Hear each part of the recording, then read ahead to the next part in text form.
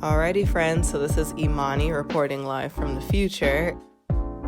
So we're about to get this tutorial started. As you can see, I have a bucket of water. It's not exactly like boiling hot, but it is hot water. You will need it for this little mixture. Then I got my purple shampoo. Well, in this case, it was purple conditioner, but it all does the same thing for me at the end of the day. So, whatever. But yeah, so once you do that, you mix it up with your comb or whatever you got on hand, and just mix it. You don't want any chunks because you don't want it like getting caught up in the wig or whatever.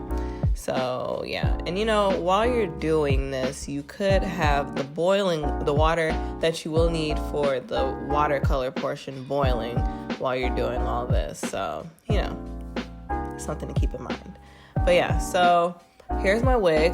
Blonde 613 wig, and as you saw before I dipped it in, it has some yellow tones to it, and the reason why we're using this purple shampoo water bath, I guess you can say, is so we can get those tones out, and it'll be easier for not only the color to pick up, but also when you're doing more bluish colors, you don't want that yellow to come in contact with the blue and create green. Not the vibes we're going for. So you just dip it in and out. You can leave it in if you want to for a couple seconds. Also, be better than me and actually use a comb. I don't know why I was just using my fingers, but it's okay. And at the end of that, I got my nicely toned blonde wig ready to go. So I already had this container filled with a little bit of warm water. I refreshed it, by the way. You have to make sure you refresh it. Dump out the, purple shampoo mixture. And then I added the boiling water to that, kind of warm water because it was just going to be boiling regardless. So did that. And then next you see I have my Adore in powder blue. Also, another thing to be better than me at is to you don't have to do the top like that. Like you can really just unscrew the bottle and just pour out the whole thing, honestly, because it's just, I don't know. I guess for me, I get a little too dye happy, but I ended up using the whole bottle anyway, so I really didn't have to struggle with squeezing it, and I have no upper body strength, so I don't know. But yeah, be better than me. Just go ahead and dump the whole thing. Now, I will say when you pick up this Adore in Lavender, though, you might want to, keep the cap on because you're not going to use a lot and you don't want to overdo it with the lavender. I just added the lavender because even though I did want the icy blue color, it is nice to kind of have those purple undertones in it. So, and you just mix it up, and just like we did with the purple shampoo earlier, make sure you mix it up really well. You don't want any chunks, especially not chunks for the dye portion, because then you just have a big old splotch of like deep powder blue or deep lavender. We don't want that. So, just mix it up. Oh, and yes, make sure you use gloves because you are dealing with boiling water. Like, let's not get crazy, people. Use gloves. And one thing that you should do before dipping your wig into the dye is spraying it with Got2b glue, just so, it can have that protective barrier and you don't have to worry about the cap getting dyed. So that's that. And then we are ready to dip. So, you could just do it in and out. And as you can see, it really caught that color immediately. And there you go. It's just going to keep doing it. You just got to keep doing it and just seeing how, how it's picking up the color.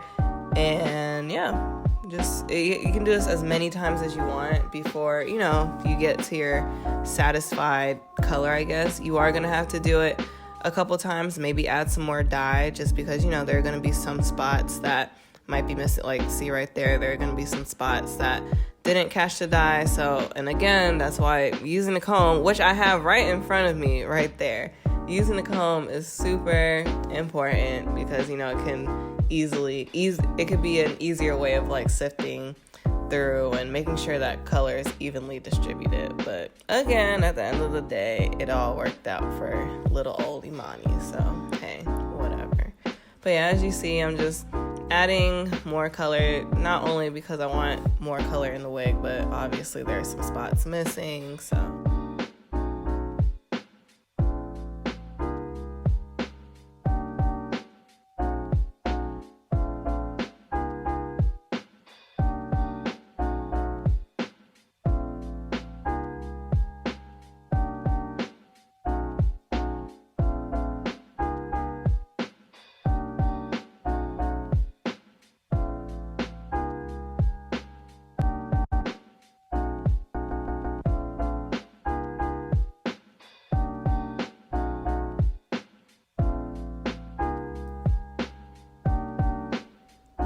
And then I just let the wig sit for about, 10 to 15 seconds, or maybe even like 20, just so like sometimes the dipping just doesn't work. So sometimes you just have to leave it in there in the boiling water, just so it can kind of like fester.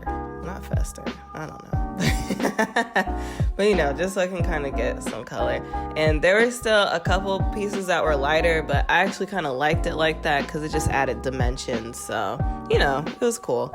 And as you can see, our wig is nicely colored. And yeah, that's pretty much it.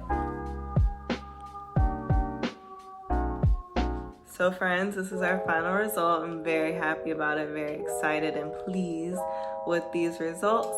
There's one step that I did not film, which was the fact that I did go back and, kind of retone the wig. And how I did that was basically the same way we toned the wig to get those yellow kind of brassy tones out. And I left it in there for about 10 to 15 seconds, if that. I didn't want it to get too gray, but I did want it to get icy. So it's just all a matter of like just checking, just like how we did with the watercolor, just checking it just to see if it's to your liking. And it got to my liking, obviously.